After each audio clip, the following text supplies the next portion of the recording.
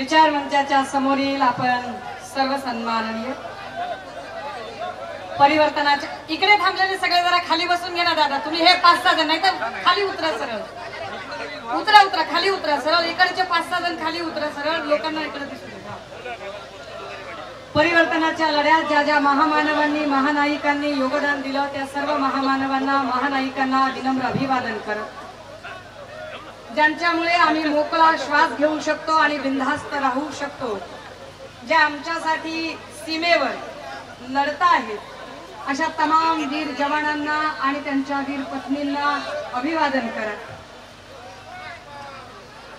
या मंचावर उपस्थित या राज्याचे माजी गृहमंत्री सन्माननीय अनिलरावजी देशमुख साहेब, माजी मंत्री रमेशजी बंग, तद्वतच मंचावर उपस्थित माजी खासदार आनंदजी गुडे साहेब, आमदार धीरजजी लिंगाडे, माजी आमदार धाने पाटील, शिवसेनेचे संपर्क प्रमुख सन्माननीय सुधीरजी सूर्यवंशी, जिल्हा प्रमुख सुनीलजी खराटे, सहसंपर्क प्रमुख नाना नागमोते, महानगर प्रमुख पराग गुडघे, श्याम देशमुख, बाळासाहेब भागवत, मनोज कडू, ज्यांचं आपण आता म्हणणं ऐकलं ते जिल्हा काँग्रेसचे अध्यक्ष बबलूभाऊ देशमुख, कॉम्रेड तुकाराम भस्मेजी, मंचावर अनेक अनेक अनेक उपस्थित मंडळी आहेत आणि ज्यांच्या प्रेमळ आग्रहास्तव पुन्हा एकदा मला इथं येणं झालंय त्या आमच्या मोठ्या भगिनी यशोमतीताई ठाकूर. मंचावर खूप खूप खूप नावं आहेत. अगदी नवनीत अक्काच्या गाडीवर हल्ला करणारा आमचा महेंद्र दित्के सारखा एक शिवसैनिकही आहे, अनेक लोक आहेत. दादा हो, मी काहीही भूमिका मांडण्याच्या आधी एक महत्वाची गोष्ट सांगितली गेली पाहिजे. इथे मला याचा आनंद आहे की लोकसभा 2024च्या प्रचार सभांचं बिगुल वाजताना पहिली प्रचार सभा जी मी देते ती विश्वरत्न डॉक्टर बाबासाहेब आंबेडकरांच्या संविधानाने दिलेला अधिकार बजावणाऱ्या बळवंत वानखेडे या अधिकृत उमेदवारासाठी. मी अजून एक गोष्ट नमूद केली पाहिजे की या मंचावर शिवसेनेच्या वतीने मी ते उपस्थित आहे, राष्ट्रवादी काँग्रेसच्या वतीने सन्माननीय अनिल भाऊ देशमुख उपस्थित आहेत, इथे सगळ्या पक्षाचे लोक उपस्थित आहेत. हे माध्यमांच्यासाठी सांगितलं पाहिजे कारण गेल्या 2 दिवसांपासून माध्यमांमध्ये एक लाईन चालवली गेली. मला असं वाटतंय कधी कधी ठरवून चालवल्या जातात का लाईन. माध्यमांमधून एक लाईन चालवली गेली की महाविकास आघाडीमध्ये काही आलबेल नाहीये. तर आम्ही सांगितलं पाहिजे की महाविकास आघाडी फार आलबेल आहे. आम्ही सगळे गुण्यागोविंदाने नांदत आहोत.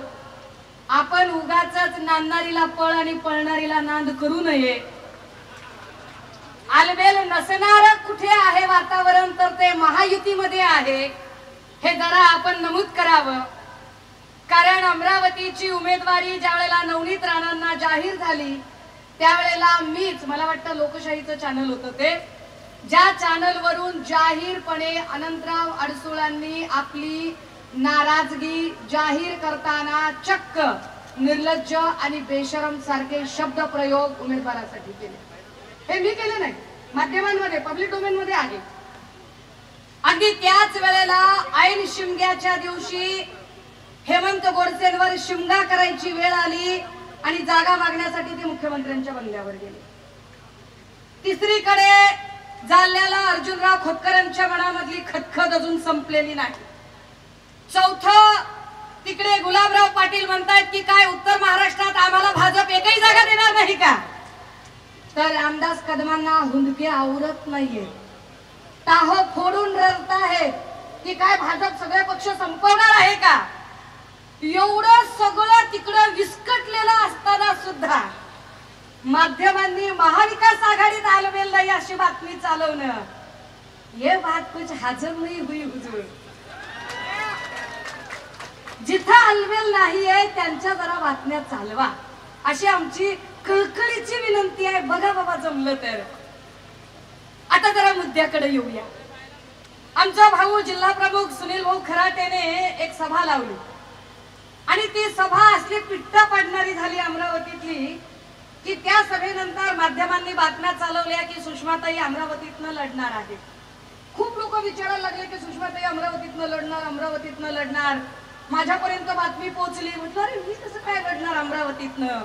मग म्हणजे कसं काय ताई म्हटलं राखीव जागा आहे, तुम्ही कसं काय अमरावतीतनं लढणार नाही. म्हटलं हा अरे राखीव जागा आहे बरोबर आहे, पण तथागतांचा आणि बाबासाहेबांचा विचार मी राजकीय फायद्यासाठी स्वीकारलेला नाही, तो आत्मउन्नतीसाठी स्वीकारलेला आहे, तो जात चोरण्यासाठी स्वीकारलेला नाही.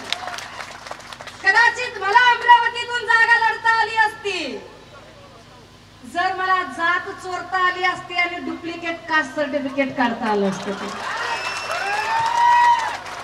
आणि माझं कास्ट सर्टिफिकेट खरं ठरवण्यासाठी माझ्या पाठीशी एखादी अदृश्य महाशक्ती असती तर मला ही कदाचित लढवता आली असती ही जागा.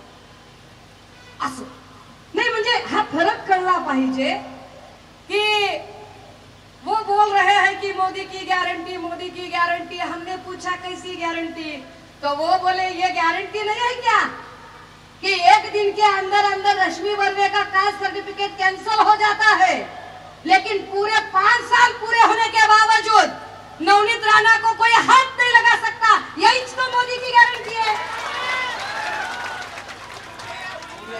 गारंटी आहे ना. अरे आम्हाला प्रश्न पडला राव की कसं शक्य आहे ज्यांच्या जात प्रमाणपत्राचा निकाल अजून न्यायालयात प्रलंबित आहे त्याला भाजप सारखी महाशक्ती उमेदवारी देते. याचा अर्थ भाजपला न्यायालयात काय निकाल लागणार आहे हे माहित आहे का. न्यायालयाचा निकाल काय भाजपकडे आहे का राखीव. भाजप एखाद्याचं जात प्रमाणपत्राचा निकाल प्रलंबित असताना त्यांना उमेदवारी देऊच कसं शक्य. राखीव जागेचा एखाद्याचा अधिकार मारून स्वतःला घेणं. बरं डुप्लिकेट ना तुम्ही बाबासाहेबांची अनुयायी ना तुम्ही कट्टर हिंदुत्ववादी. म्हणजे हिंदुत्ववाद्याला किमान गणेश विसर्जन तरी कळलं पाहिजे ना कसं करायचं कसं नाही ते. आणि साधं गणेश विसर्जन कसं करायचं ते कळत नाही. ऊपर से सुषमा आंदोलन कळतो का. काय काय सांगायला पाहिजे बाबा मी तुम्हाला काय काय सांगायला पाहिजे. हा श्री गणेशाय नमः. ओम गम गणपते नमः. वक्रतुंड महाकाय सूर्यकोटी समप्रभं निर्विघ्नं कुरु मे देव सर्वकार्येषु सर्वदा सर्वमंगल मांगल्ये शिवे सर्वार्थ साधिके शरण्य त्र्यंबके गौरी नारायणी नमोस्तुते. प्रथम भारती नाम द्वितीय तू सरस्वती तृतीय शारदा देवी चतुर्थ हंसवाहिनी पंचम जगती ख्याता षष्ठी माहेश्वरी तथा सप्तम तत्तु कौमारी. काही अजून सांगायचंय का. त्वं प्रत्यक्षम तत्त्वमसि. अजून काही वेगळं काही सांगायचंय का. काही वेगळा आरत्या श्लोक. पण मला काय म्हणायचंय आरत्या श्लोक अभंग हे म्हणणं खासदाराचं क्वालिफिकेशन असतं का. आरत्या श्लोक अभंग पूजा याच्यासाठी दान दक्षिणा देऊन आम्ही गुरुजी बोलावतो की घरी. आम्हाला गुरुजी नेमायचे आहेत की लोकप्रतिनिधी बोलून नेमायचे आहेत ह्याचा विचार जरा एका मतदारसंघातल्या लोकांनी केला पाहिजे आणि प्रामाणिकपणे केला पाहिजे असं मला वाटतं. दादा हो मला फार विशेष वाटलं. फार म्हणजे फारच विशेष वाटलं की काय पद्धतीचं राजकारण इथून चालू आहे. म्हणजे एकीकडे फरक बघा महाविकास आघाडीतला आणि महायुतीतला. परिस्थिती अशी आहे की एकीकडे कोल्हापूरला शाहू संस्थानमध्ये जे वारसदार आहेत त्यांना महाविकास आघाडीने अत्यंत सन्मानाने त्यांच्या घरी जाऊन उमेदवारी दिली. अत्यंत सन्मानाने की आपण यावं आपण लढावं आपण वारसा चालवणारे आहात. दुसरीकडे छत्रपती शिवाजी महाराजांचे वारसदार सांगणाऱ्या उदयनराजेंना मात्र महायुतीने 4 दिवस वेटिंगवर ठेवलं.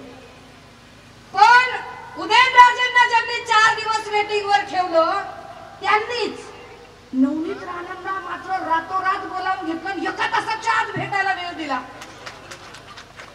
काय विशेष. उदयनराजेंपेक्षा सुद्धा वजन जास्त आहे नवनीत राणांचे भाजपाकडे. म्हणजे छत्रपती शिवाजी महाराजांच्या वारसदाराची किंमत नाहीये भाजपला.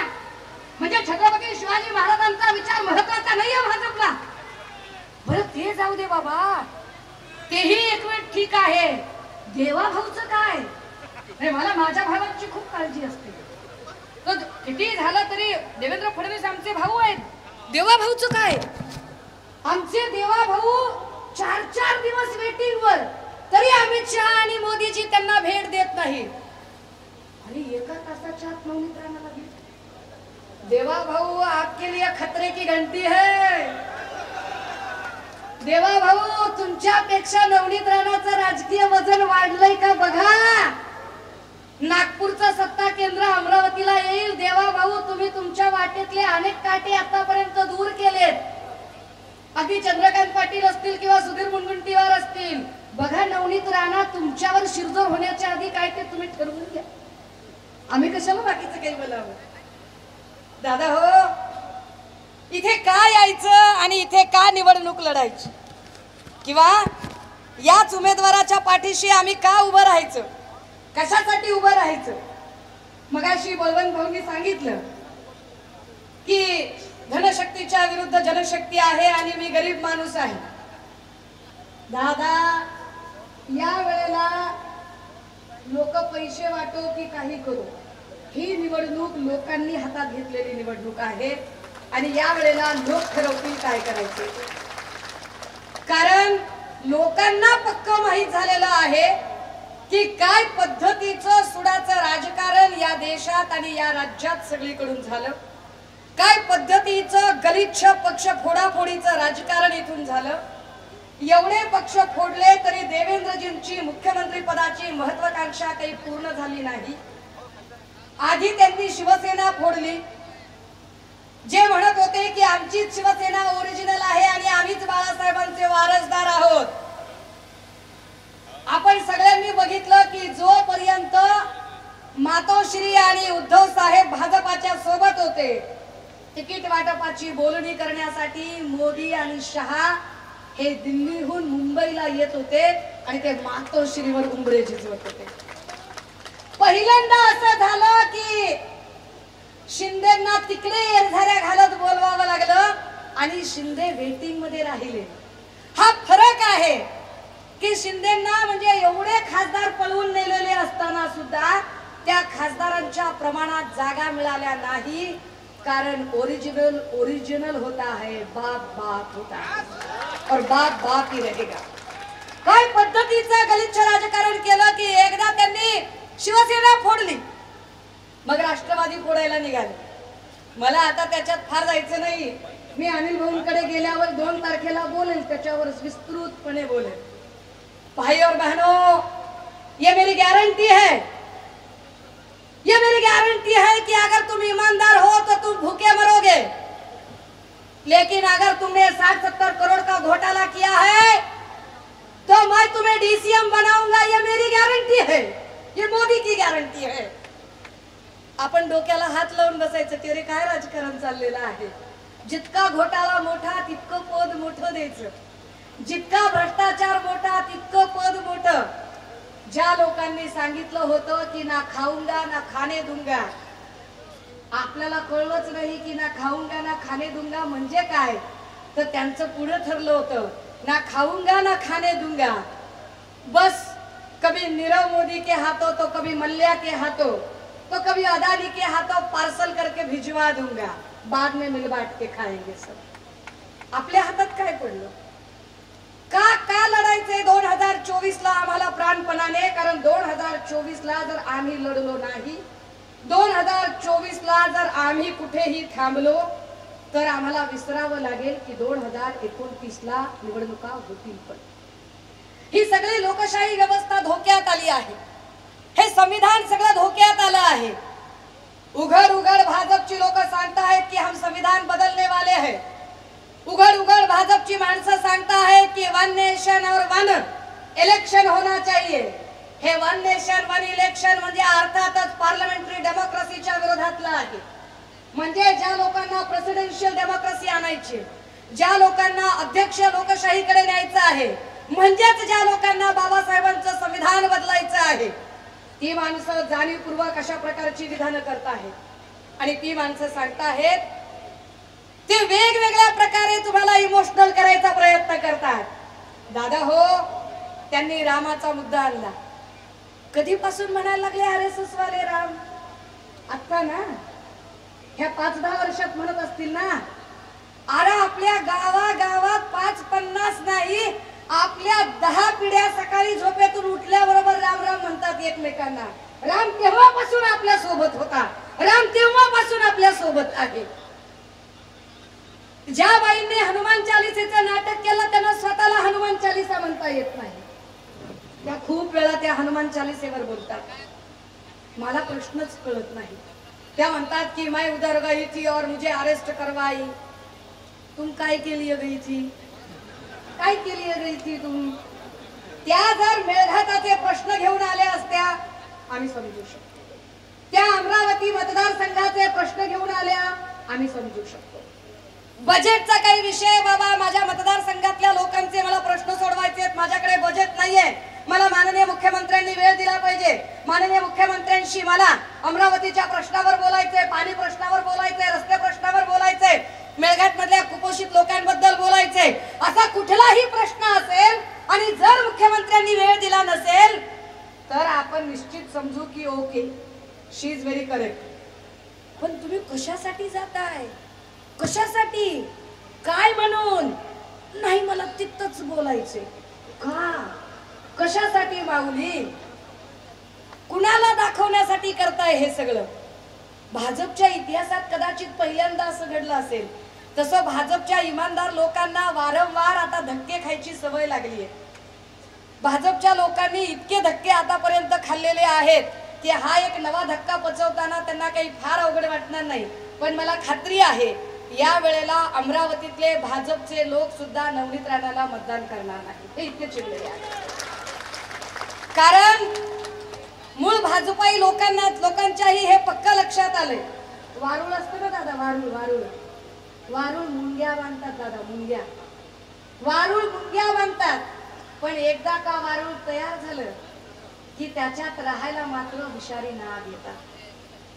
भाजपच्या छोट्या मोठ्या पदाधिकाऱ्यांनी, आरएसएसच्या छोट्या मोठ्या पदाधिकाऱ्यांनी कदाचित सत्तेचं वारुळ बांधलंही असेल, पण त्या वारुळात राहायला भाजपच्या लोकांना नाही मिळालं. देवेंद्र भाऊंच्या अतिरेकी महत्वाकांक्षेमुळे त्याच्यात गद्दार गँगचे काही सामील झाले, काही ईडीच्या भीतीनं सामील झाले, काही खोक्यांच्या आमिषानं सामील झाले, काही मंत्रिपद मिळेल म्हणून सामील झाले. हौशे नवशे गौशे सगळे वारुळात राहायला गेले. ओरिजिनल भाजपाईंना बाहेर काढलं. मगाशी जे इथे वक्त्यांनी सांगितलं की इथे अनेक भाजपचे निष्ठावंत होते, त्यांना तिकीट दिलं नाही पण तिकीट नवनीत राणाला दिलं. कारण ती भाजपा आता कुठेही वेगळी आहे. ती भाजपात राहिली नाही जी भाजपा आता होती. ज्या पद्धतीने काय जे राजकारण झालं. दादा हो, या सगळ्यांच्या मध्ये अजून एक महत्वाची गोष्ट, ते आम्हाला का लढायचे, कशासाठी लढायचे. मगाशी अनिल भाऊंनी शेतकऱ्यांचा विषय सांगितला. मी जरा आपल्याला आठवण करून दिली पाहिजे. 2014 साल 2012ला एक कृषी दिंडी काढली गेली भाजपच्या वतीने. कृषी दिंडी काढणारे होते भाजपचे त्यावेळेचे आमदार पाशा पटेल. आणि कृषी दिंडी कशासाठी काढली होती ते सांगत होते की कापसाला 12,000 रुपये भाव मिळाला पाहिजे आणि सोयाबीनला किमान 6,000 रुपये भाव मिळाला पाहिजे. त्यांच्या सोबत देवाभाऊ सुद्धा होते. म्हणजे काही का असेना पण बिचारे चालत होते.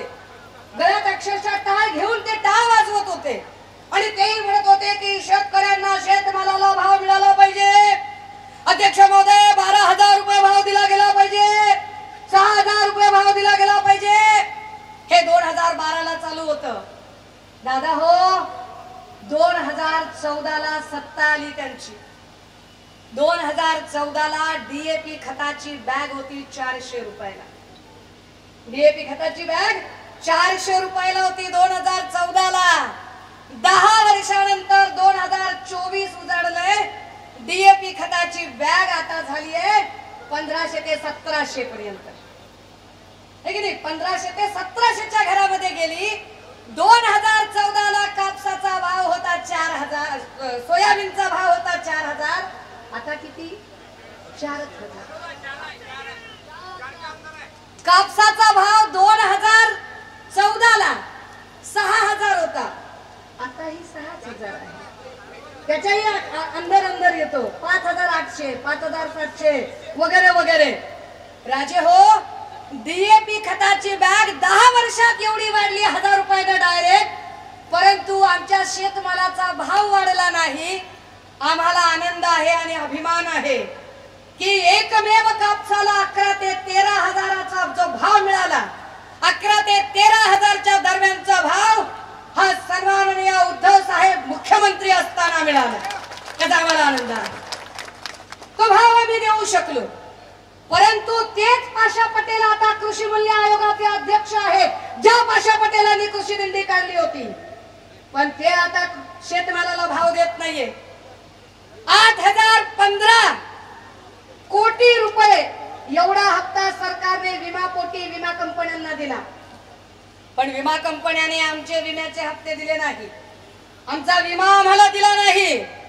कंपन्यांना कोर्टाने ऑर्डर काढली की हा विमा द्या, कोर्टाच्या ऑर्डरला सुद्धा ते भीक घालत नाहीत. कुणाच्या आशीर्वादाने विमा कंपनी आमचे पैसे आम्हाला देत नाही. आणि यावर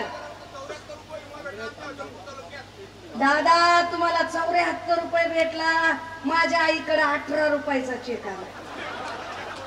आणि मीच मगाशी दाखवला यशोमती ताईंना मेसेज की कॉंग्रॅच्युलेटेड LPG gas subsidy you have received 3.25 पैसा. 303 रुपये 25 पैसे एवढी सबसिडी माझ्या खात्यात जमा झाल्याचा मेसेज मगाशी मला आलाय. म्हणजे आता काय त्याला लय बेकार म्हणाय जाऊ दे, आता त्या म्हणीवर जात नाही. राजे हो, जर शेतमालाला भाव पाहिजे असेल तर जो शेतात राबतो, ज्याला शेतातलं कळतं, ज्याला शेतातलं आणि शेत मातीशी ज्याचा संबंध आहे, अशी माणसं तिथं जाणं गरजेचं आहे. बळवंत वानखेडे सारखा एक माणूस जो इथल्या शेती मातीशी नातं सांगणारा आहे, जो इथल्या शेती मातीशी नाळ जोडणारा आहे. इकडे आमच्या खूप साऱ्या गोरमाटी आया बहिणी बसलेल्या आहेत. यारे काहीच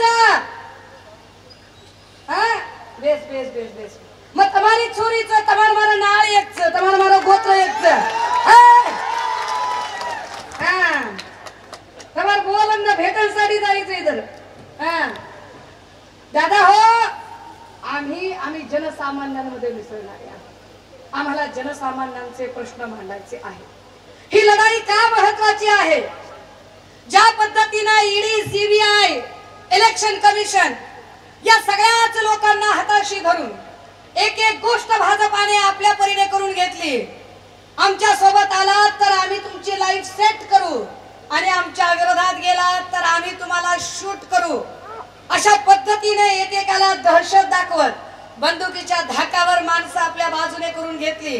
अर्थात जे डिफॉल्टर होते ते गेलेही, पण जे डिफॉल्टर नाही, जे प्रामाणिक आहे ते लढले, प्रसंगी तुरुंगात गेले, तुरुंगातनं आपली कायदेशीर लढाई लढली आणि अनिल भाऊ सारखे सन्माननीय संजय राऊत साहेबांच्या सारखी माणसं तो लढा लढून यशस्वीपणे परत फिरली. या सगळ्या स्वायत्त यंत्रणांच्या विरोधात सुद्धा आता एक लढाई लढावी लागेल, कारण स्वायत्त यंत्रणा आपले अधिकार आणि आपले कर्तव्य विसरलेली आहे. दादा हो, आमच्या माय मावल्यांची आबरू लुटली गेली, महिला नागवल्या गेल्या, अडल्या नडल्या रडल्या. त्यांच्यासाठी वेळ नाही मिळाला या लोकांना कधी. त्यांच्या कधी FIR लिहून घेतल्या नाही. मी स्वतः अनेक पोलीस स्टेशन मध्ये गेले तर FIR लिहून घेतली नाही. मंत्री पदावर असणारी व्यक्ती महिलांच्या बद्दल बेतालपणाने वक्तव्य करायला लागली, कुठेही FIR झाली नाही.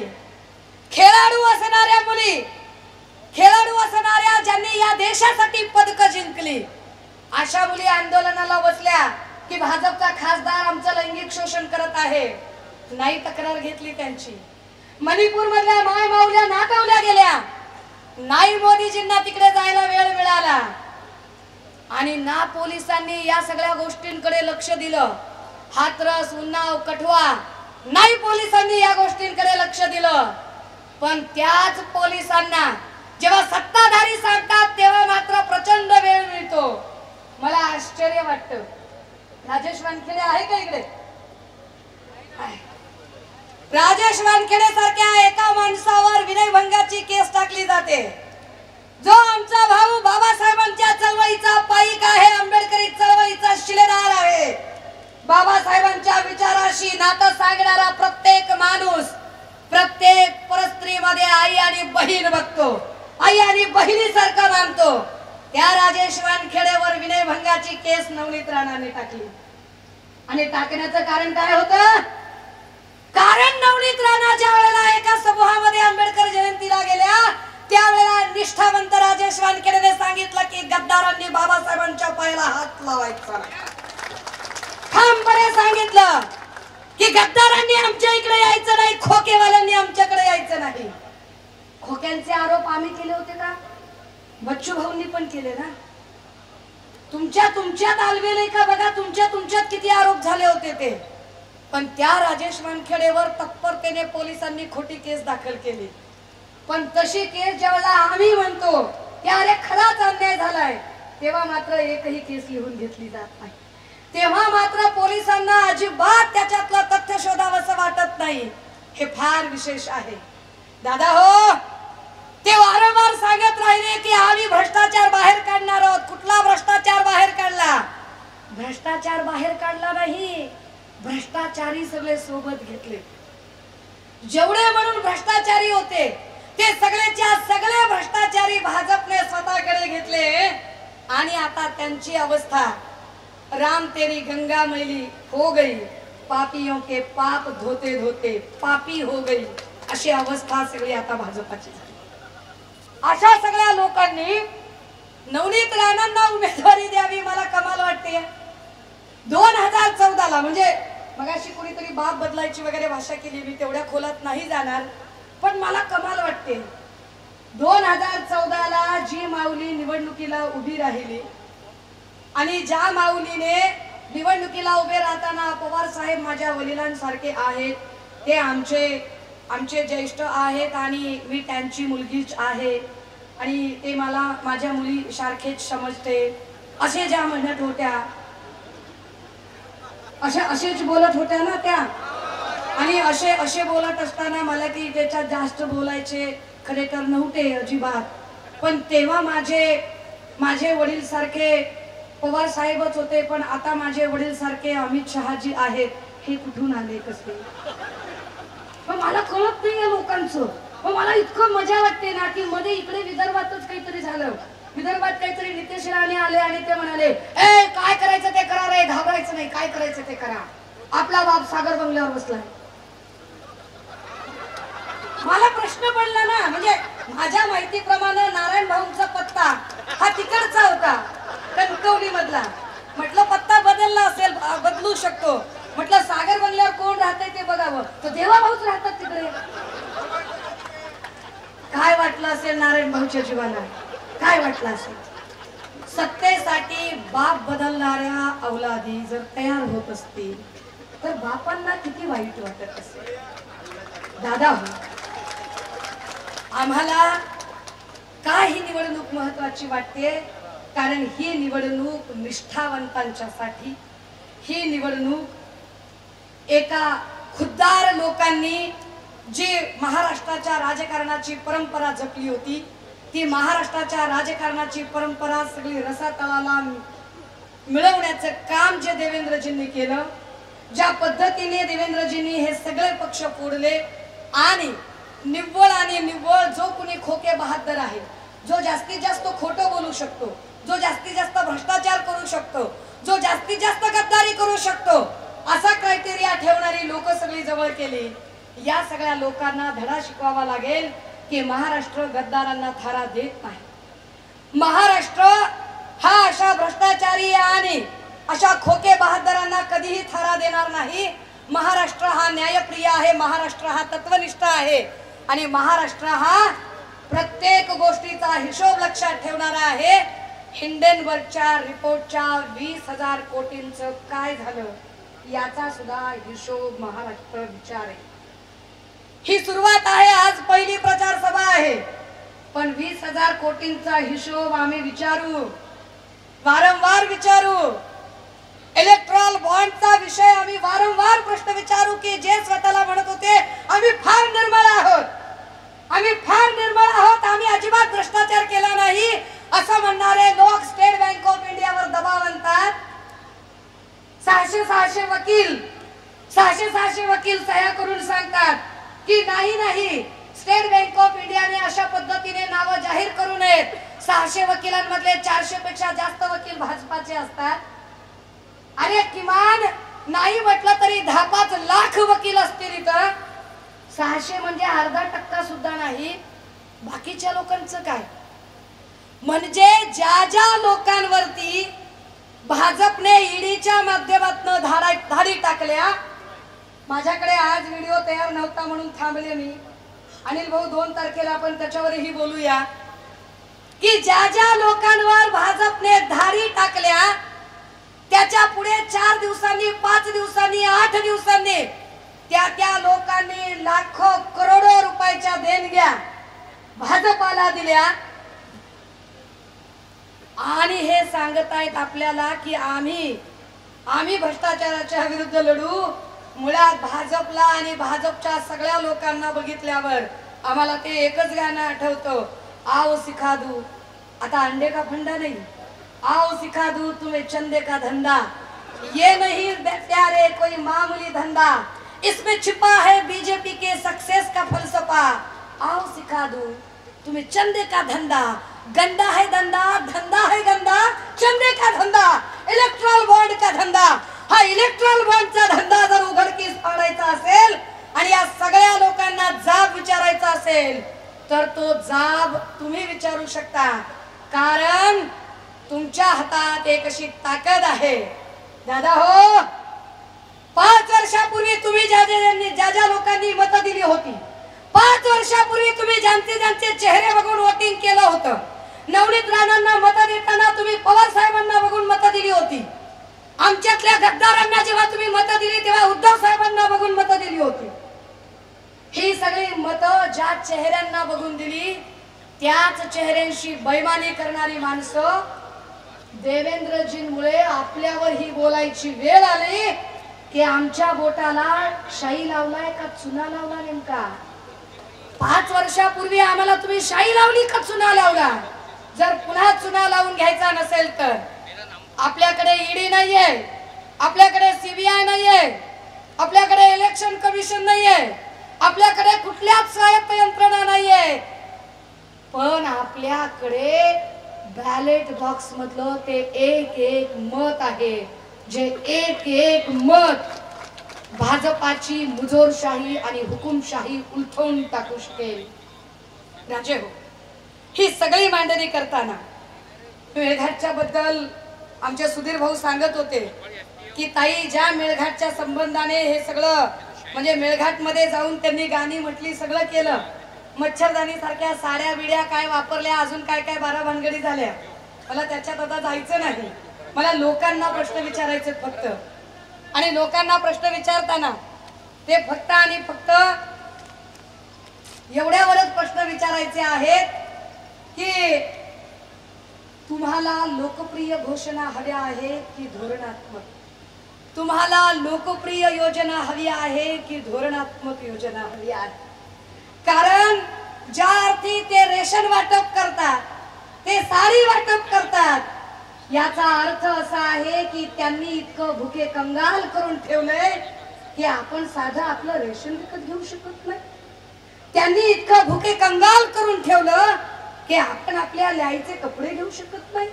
आपला स्वाभिमान गहाण टाकलाय की काय आपण? आपला स्वाभिमान अजूनही जिवंत आहे हे जर सांगायचं असेल तर त्यांना सांगावं लागेल की फुकट द्यायची खुमखुमी आहे का भाजपाला? फार जर भारतीय जनता पार्टीला फुकट वाटप करायची खुमखुमी असेल आणि नवनीत राणांना फार फुकट वाटप करायची खुमखुमी असेल तर नवनीत राणा, तुमच्या आधी काय आम्ही उपाशी मरत नव्हतो. 4 महिने झालं मेळघाट मधल्या लोकांचे तुम्ही साधे पगार करू शकला नाही म्हणून काय तिथले लोक उपाशी मेले नाही. पण तरीही जर फुकटच द्यायची इच्छा असेल तर नवनीत राणांना आमचं खुलं चॅलेंज आहे. नवनीत ताई, मी तुम्हाला साधं एक अपील करते की तुमच्या मनात जर इतके असे प्रेम असेल आणि तुमच्या मनामध्ये इतके जर जीवाला आपुलकी असेल आणि गोरगरिबाची लई कळवळे असेल तर तुम्ही एक काम करा, रेशन बिशनचे नादेले तुम्ही लागू नका. तुम्ही काय करा, अमरावतीतल्या प्रत्येक गोरगरीब लेकरांना, अमरावतीतल्या प्रत्येक गरीब घरातल्या लेकरांना दत्तक घ्या आणि त्या सगळ्यांचं शिक्षण फुकट करून दाखवा. कुणाला येड्यात करायची कामं करता आणि कुणाला काय धोत्रावर इन करतात का इथं माणसं, कुणाला येड्यात करता. नवनीत राणांसारख्या या तमाम लोकांना सांगावं लागेल, दादा हो, फुकट रेशनिंग हा उपाय असू शकत नाही. ज्या अर्थी भाजपा आम्हाला फुकट रेशनिंगची भाषा करते त्या अर्थी भाजपा हे मान्य करते की आम्ही आमची रोजी रोटी कमवून खाण्यासाठी आवश्यक असणारा रोजगार ते आम्हाला देऊ शकलेले नाही. रोजगार देण्यामध्ये ते अपयशी ठरलेले आहे म्हणून ते फुकटगिरीची भाषा करतात. आम्हाला रोजगार हवा आहे, कारण ते म्हणाले होते ना, भाई और बहनों, मैं आपको विश्वास दिलाता हूं कि जब हमारी पार्टी सत्ता में आ रही थी हम हर साल 2 करोड़ बेरोजगारों को रोजगार दिलाएंगे. कहाँ है वो वादे, वो इरादे, वो कस्में, वो वफाए? पूछता है भारत. विचारावं लागेल त्यांना, हे सगळे प्रश्न विचारावे लागतील. दादा हो, जर त्यांना फुकट द्यायचंय ना, अरे दादा 100 रुपयाचं राशन देणार आणि त्याच्यासाठी 1200 रुपयाचा गॅस घ्या म्हणणार, की कुण्या देवानं शिकवलंय? गॅस द्या की म्हणावं फुकट, बघा जमते का ते. 3 रुपयानं काय कमी करता. या सगळ्या मुद्द्यांवर बोलण्यासाठी मी पुन्हा एकदा येईल. एवढ्या सगळ्या उन्हात 45 डिग्री सेल्सिअस मध्ये ज्या अर्थी तुम्ही एवढे सगळे इतक्या गर्दीने जमलाय, खरंच मला एवढी गर्दी अजिबात अपेक्षित नव्हती. इतकी गर्दी इथे जमली, ही यशोमती ताईंचं संघटन कौशल्य आणि महाविकास आघाडीचे उमेदवार बळवंत भाऊंबद्दल तुमची असणारी आपुलकी याची पावती आहे. तुम्हा सगळ्यांच्या प्रेम आणि निष्ठा 26 एप्रिलला मतपेटीतनं तुम्ही व्यक्त करणार आहात हा विश्वास मला नक्की आहे. महाविकास आघाडीचा अधिकृत आणि हो राजे हो, एक जागा महत्वाची आहे. ही जागा आपण घेणार आहोत, खात्रीने घेणार आहोत. मी पुन्हा एकदा नवनीत अक्कांचा हिशोब घ्यायला येईल, तो येईल. तुर्तास आता जे काही बोलले यामुळे एखाद्याही खबऱ्याची जर काही मन दुखावली गेली असतील किंवा अजून काही झालं असेल तर अशा सगळ्यांची आपल्याला माहिती आहे. यापैकी एकाचीही माफी मी मागत नाही. मी माझ्या म्हणण्यावर ठाम आहे, कारण ज्या भाजपच्या विरोधात आम्ही लढत आहोत, जी भाजपा कायम भ्रष्टाचार, महागाई या मुद्द्यांवर बोलत होती, नेमकी त्यांनीच एवढी महागाई वाढवली आणि त्यांनीच एवढा भ्रष्टाचार वाढवला की त्या एका बशर साहेबांच्या शेर सारखं झालं कि वो निकले थे तवायफों के कोठे बंद करने, वो निकले थे तवायफों के कोठे बंद करने, पर सिक्कों की खनक सुनकर खुद मुजरा करने बैठ गए. या सगळ्या बेबंदशाहीच्या विरोधात चला एल्गार करूया. आणि हो, अजून एक गोष्ट अर्ध्या मिनिटाची, राजे हो, भावनिक नका रे हो, भावनिक होऊ नका. जरा वैचारिक आणि जरा डोकं शांत ठेवून मतदान कराल. मी आजच्या दिवशी आमच्या वंचित बहुजन आघाडीच्या सुद्धा सगळ्या पदाधिकाऱ्यांना अपील करेन, मनापासून विनंती करेन की जेव्हा 7 जागांवर आपण पाठिंबा म्हणताय, अमरावतीचा उमेदवार तर खऱ्या अर्थानं वंचित, उपेक्षित, दबलेला, पिचलेला, पीडित, शोषित, बाबासाहेबांच्या चळवळीतला वारसदार म्हणून या जागेवर सुद्धा वंचित बहुजन आघाडीच्या सगळ्या पदाधिकाऱ्यांनी आशीर्वाद दिले पाहिजे. आणि राजे हो, भावनिक व्हायचं नाही म्हणून फक्त एक अर्ध्या मिनिटाचा प्रयोग करूया आणि थांबूया. I just want to do one experiment on all of you. एक साधा प्रयोग करूया की आपण भावनिक होणार नाही आहोत, आपण डोकं शांत ठेवून काम करणार आहोत. कितीही कुणीही भुलवलं तरी आपण भुलणार नाही आहोत. माझ्यासोबत जरा घोषणा द्या, मला तुमच्यावर प्रयोग करायचा आहे. शुद्ध मराठीत मला तुमच्यावर प्रयोग करायचा आहे. चला घोषणा देऊया. एका आवाजात घोषणा देऊया, बोला छत्रपती शिवाजी महाराजांचा, क्रांतिमान ज्योतिबा फुल्यांचा, छत्रपती राजर्षी शाहू महाराजांचा, विश्वरत्न डॉक्टर बाबासाहेब आंबेडकरांचा, बोला गबागब महाराजांचा।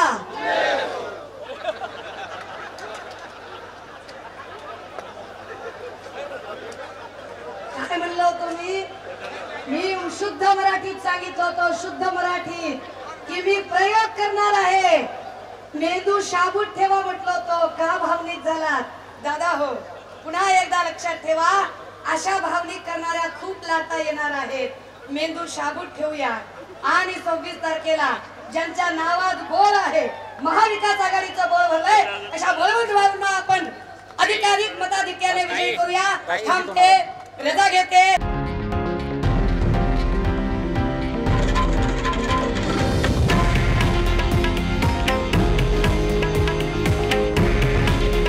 हे आहे देशातील नंबर 1 न्यूज नेटवर्क आणि आपण पाहत आहात TV9 मराठी। काळजी तुमची, हित महाराष्ट्राचं।